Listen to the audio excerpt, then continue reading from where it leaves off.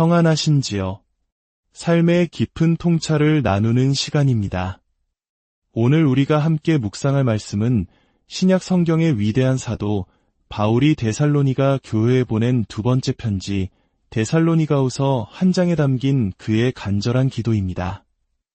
이 기도는 신약 성경에 기록된 수많은 기도문 중에서도 가장 깊은 의미를 담고 있으면서도 동시에 가장 자주 오해받고 간과되는 기도이기도 합니다.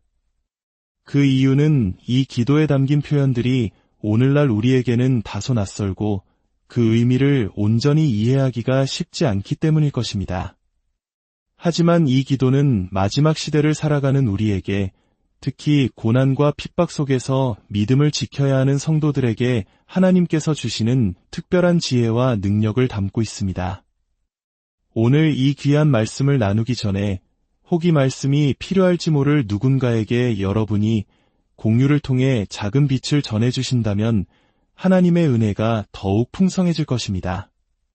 저희 채널을 구독해주시는 것 또한 이 믿음의 여정을 계속해 나가는 데에 큰 힘이 됩니다. 이 말씀을 듣는 모든 분들의 삶에 하나님의 평안이 함께 하시기를 기도합니다. 자, 이제 사도 바울의 기도가 시작되는 데살로니가후서 한 장 11절과 12절로 함께 들어가 보겠습니다. 이러므로 우리도 항상 너희를 위하여 기도함은 우리 하나님이 너희를 그 부르심에 합당한 자로 여기시고 모든 선을 기뻐함과 믿음의 역사를 능력으로 이루게 하시고 우리 하나님과 주 예수 그리스도의 은혜대로 우리 주 예수의 이름이 너희 가운데서 영광을 받으시고 너희도 그 안에서 영광을 받게 하려 함이라. 이 기도는 참으로 놀라운 언어로 가득 차 있습니다. 하지만 동시에 부르심에 합당한 자, 선을 기뻐함, 믿음의 역사, 서로가 영광을 받는다 와 같은 표현들은 우리를 잠시 멈칫하게 만듭니다. 사도 바울은 왜 이러한 기도를 드렸을까요? 이 기도의 진정한 의미를 이해하기 위해 우리는 이러므로 라는 한 단어에 주목해야 합니다. 이 단어는 이 기도가 바로 앞선 구절들, 즉 4절부터 10절까지의 내용에 깊이 뿌리내리고 있음을 알려주는 중요한 이정표입니다. 바울은 먼저 데살로니가 성도들이 겪고 있는 환난과 박해 속에서도 굳건히 서 있는 그들의 인내와 믿음을 칭찬합니다. 당시 데살로니가 교회는 예수 그리스도를 믿는다는 이유 하나만으로 극심한 핍박을 받고 있었습니다.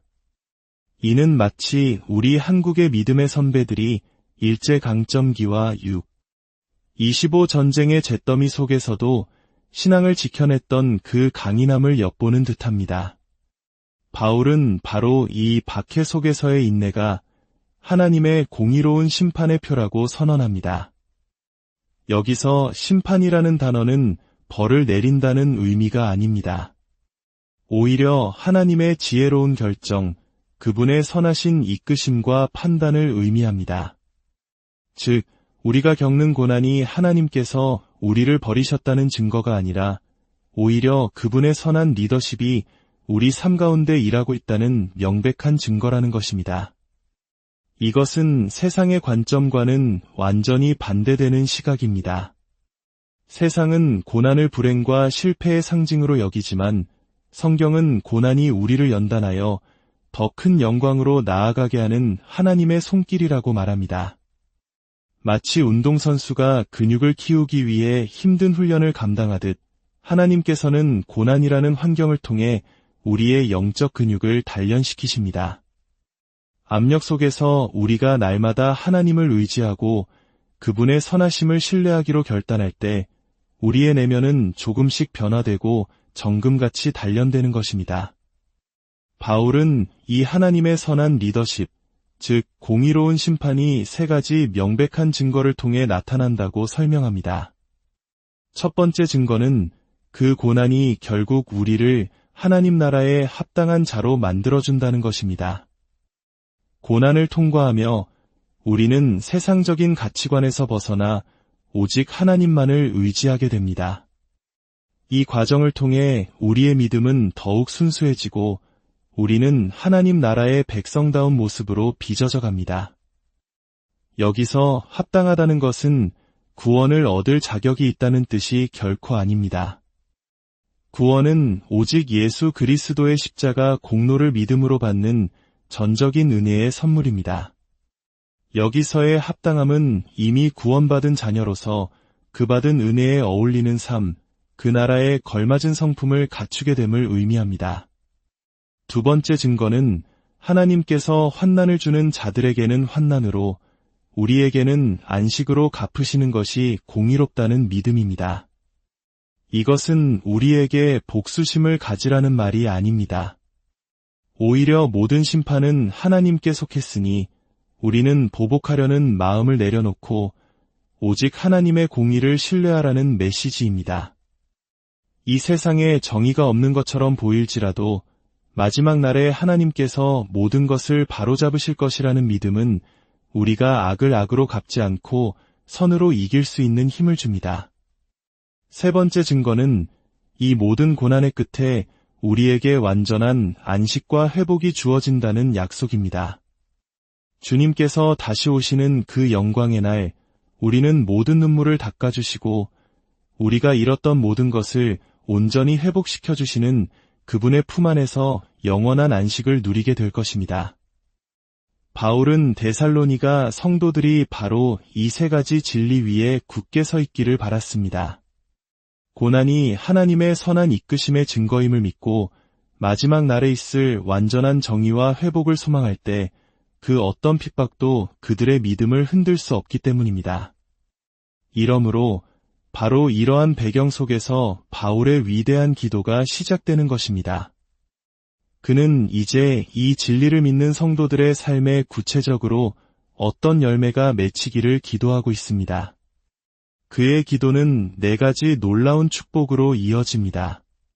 첫째, 모든 선을 기뻐함과 믿음의 역사를 능력으로 이루게 하시고, 이것은 하나님의 선하고 기쁘신 뜻이 우리의 삶을 통해 온전히 이루어지기를 구하는 기도입니다. 우리는 종종 우리 삶을 향한 하나님의 계획의 일부만을 경험하는 것에 만족하려 합니다.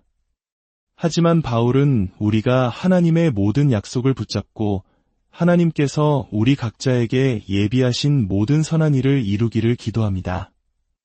이것은 저절로 이루어지는 것이 아닙니다. 믿음의 역사라는 표현처럼 우리가 하나님의 약속을 믿고 순종하며 나아갈 때 성령님의 능력이 우리를 통해 일하시며 하나님의 뜻을 완성해 가십니다. 둘째, 우리 주 예수의 이름이 너희 가운데서 영광을 받으시고 우리가 고난 속에서도 믿음을 지키며 합당한 삶을 살아갈 때 우리의 삶 자체가 예수 그리스도가 얼마나 위대하고 아름다운 분이신지를 증거하는 트로피가 됩니다.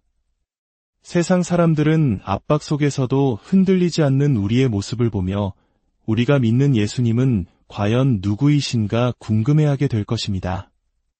우리의 삶이 곧 복음의 통로가 되어 예수님의 이름이 영광 받으시는 것입니다.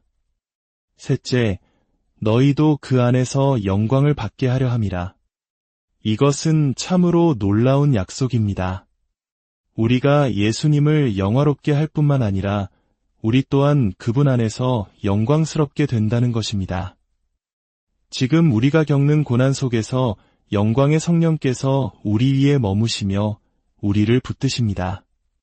그분은 우리가 지치지 않도록 내적인 힘과 확신을 주십니다. 그리고 마침내 주님 앞에 서는 날, 우리는 그분의 형상을 닮은 모습으로 변화되어 영원한 영광에 참여하게 될 것입니다. 우리가 이 땅에서 흘린 눈물과 인내의 시간들이 하늘에서는 영원히 빛나는 영광의 면류관으로 바뀔 것입니다. 이 모든 것은 우리 하나님과 주 예수 그리스도의 은혜대로 이루어집니다. 우리의 노력이나 자격이 아니라 오직 우리에게 부어주시는 하나님의 값없는 은혜가 이 모든 것을 가능하게 합니다. 사랑하는 성도 여러분, 오늘 우리는 사도 바울의 기도를 통해 고난의 의미를 새롭게 발견했습니다. 혹시 지금 여러분의 삶에 이해할 수 없는 어려움과 압박이 있습니까? 세상의 소리는 그것이 실패와 절망의 신호라고 속삭일지 모릅니다. 하지만 오늘 말씀을 기억하십시오. 그 고난은 하나님이 여러분을 버리셨다는 증거가 아니라 오히려 여러분을 더 깊은 영광으로 이끄시는 그분의 선한 리더십이 일하고 있다는 명백한 증거입니다. 하나님께서는 그 환경을 통해 여러분을 하나님 나라에 합당한 자로 빚고 계시며 여러분의 삶을 통해 예수 그리스도의 영광을 드러내기 원하십니다. 그리고 마침내 영원한 안식과 상급을 예비하고 계십니다. 그러므로 낙심하지 마십시오. 눈에 보이는 현실이 아니라 보이지 않는 하나님의 약속을 바라보십시오.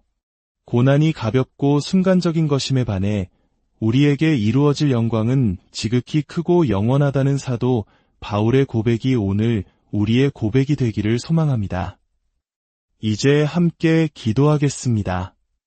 사랑과 은혜가 풍성하신 하나님 아버지, 오늘 저희에게 데살로니가후서 말씀을 통해 고난 속에 담긴 아버지의 깊은 뜻을 깨닫게 하시니 감사합니다.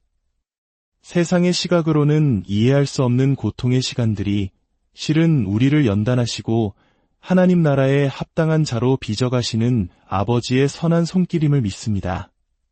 주님, 우리가 어떤 환난과 핍박 속에서도 인내하며 믿음을 지킬 수 있는 힘을 주옵소서.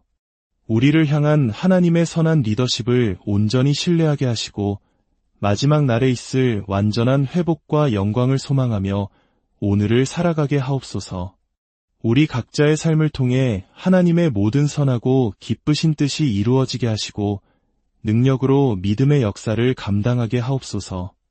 그리하여 우리의 연약한 삶이 오직 주 예수 그리스도의 이름을 영화롭게 하는 통로가 되게 하여 주시옵소서.